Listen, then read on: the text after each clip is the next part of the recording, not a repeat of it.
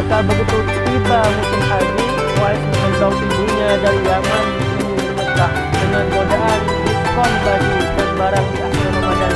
Layaknya kita. Bismillahirrahmanirrahim. Rabbi zidni ilma warzuqni fahma birahmatika ya arhamar rahimin. Assalamualaikum warahmatullahi wabarakatuh.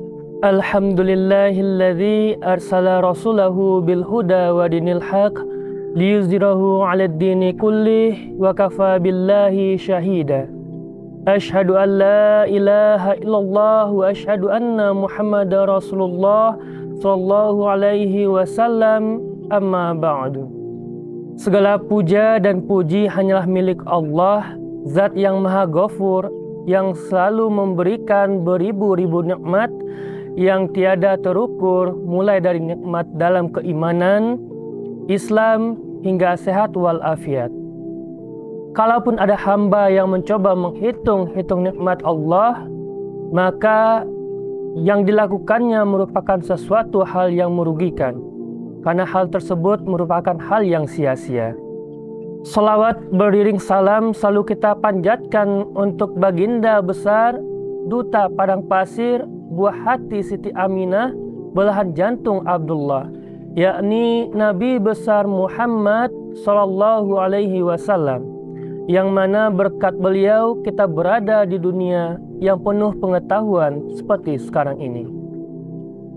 Sahabat Cahaya Rancamaya yang berbahagia, jika ada sebuah nama yang viral di hati Umar, padahal Amirul Mukminin itu belum pernah bertemu dengannya, nama itu adalah Uwais Al-Qarni.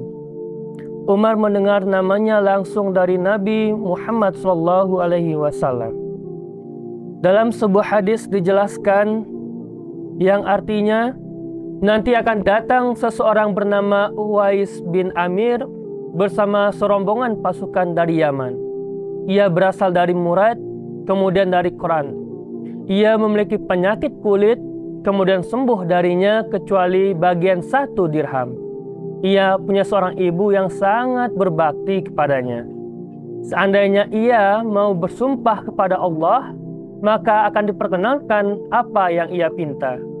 Jika engkau mampu agar bisa meminta kepada Allah supaya engkau diampuni, lakukanlah itu.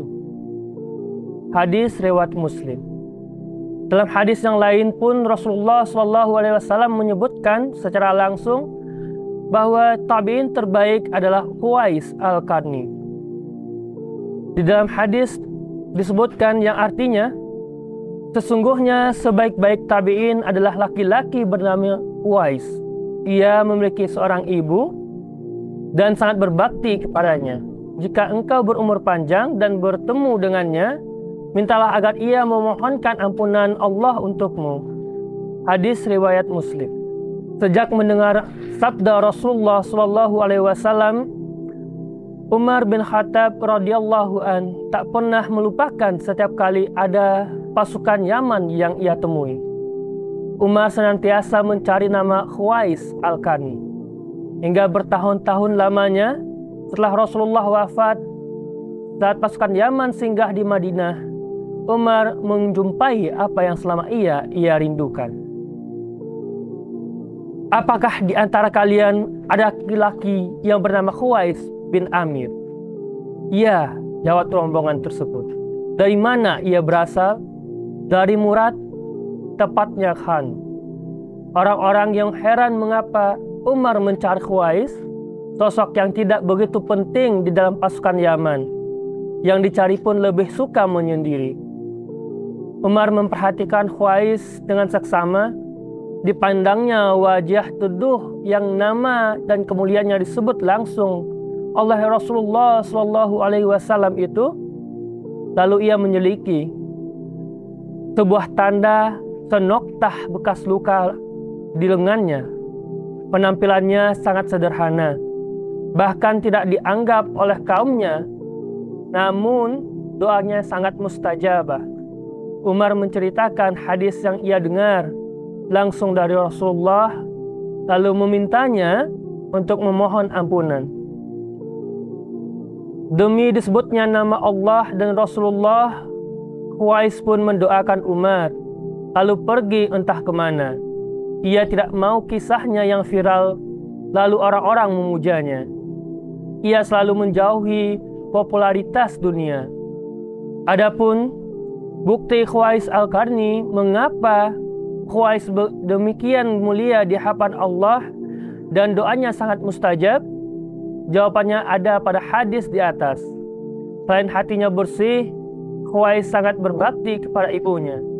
Suatu ketika diceritakan sang ibu mengatakan keinginannya untuk naik haji. Khuwais sangat mendukung keinginan ibu. Ia tampak sedih karena ia tidak memiliki unta yang akan membawanya dengan ibunya menuju tanah suci untuk berhaji. Namun, Khuwais mendapatkan ide cemerlang yang akan membuat ibunya lebih nyaman daripada naik unta. Hari demi hari, bulan demi bulan berikutnya menjadi sangat-sangat yang menentukan perjuangan bagi Khuwais. Ia berlatih dengan mengangkat seekor lembu di atas punggungnya, membawanya berlari-lari kecil, naik turun bukit, pekan berganti pekan. Khuwais terus berlatih mengangkat lembu yang semakin bertambah beratnya. Orang-orang yang melihatnya menganggap Khuwais telah gila. Bulan demi bulan, Khuwais terus berlatih, tanpa peduli komentar dan ejekan orang. Menjelang keberangkatan haji, bobot lembu yang telah diangkatnya mencapai 100 kg, lebih berat dari tubuh ibunya. Maka begitu tiba musim haji, Khuwais mengendong ibunya dari Yaman menuju Mekah, tawaf, sa'i, perjalanan Arafah, hingga akhirnya kembali pulang ke rumah. Kebersihan hati dan muhajadah yang luar biasa dalam berbakti kepada ibunya membuat doanya sangat mustajabah. Khuwais dianggap biasa saja di muka bumi, namun namanya viral di langit. Hingga Allah menggambarkan pada Rasulullah, lalu Rasulullah mensabdakan kepada sahabatnya. Kini hampir setiap muslim mengenal namanya. Sahabat cahaya rancamaya yang berbahagia, kesungguhan Khuwais, muhajadah Khuwais dalam berbakti kepada ibunya seharusnya juga menjadi semangat muhajadah kita di bulan Ramadan yang mulia ini. Sekuat tenaga kita kerahkan segala upaya agar bisa menunaikan puasa dan ibadah Ramadan sebaik-baiknya.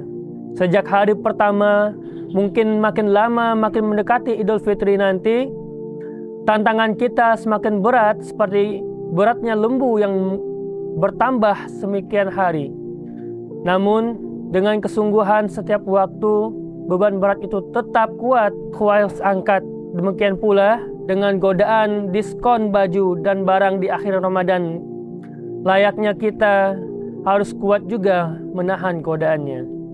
Dan semoga Allah memasukkan kita ke dalam golongan hambanya yang bertakwa, sebagaimana tujuan puasa dalam firman-Nya. Surat Al-Baqarah ayat 183, yang artinya, hai orang-orang yang beriman, diwajibkan atas kamu berpuasa, sebagaimana telah diwajibkan atas orang-orang sebelum kamu, agar kamu bertakwa.